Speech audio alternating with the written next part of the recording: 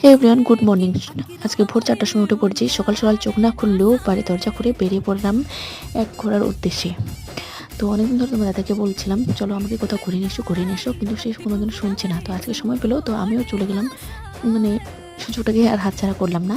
তো যারা দার্জিলিং ডিস্ট্রিক্টে থাকো বা দার্জিলিং ডিস্ট্রিক্টের আশেপাশে থাকো, তারা তারা সবাই যেন আমাদের কাছে কোনো বড় বড় শপিং মল বা সাগর সমুদ্রতে আমরা ঘুরতে পছন্দ করি না।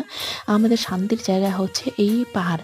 আর সকাল সকাল পাহাড়গুলোতে খুবই নির্জন একদম থাকে, আর পুরো শুদ্ধ হাওয়া। আর এখানে সকাল সকাল আসলে দেখা যায় সুন্দর সুন্দর পাখির একদম কলরব, যা শুনে একদম মন প্রাণ সব তোমার শান্তি হয়ে যাবে।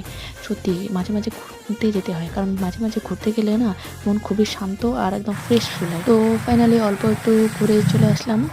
তো যেরকমই হোক মানে ঘোরার পর থেকে আমার মনটা খুবই একদম ফ্রেশ আর তরতাজা হয়ে গেল। আর দেখো ওইদিকে পাহাড়ের দিকে সামান্য পরিমাণে বৃষ্টি পড়ছিল, তার জন্য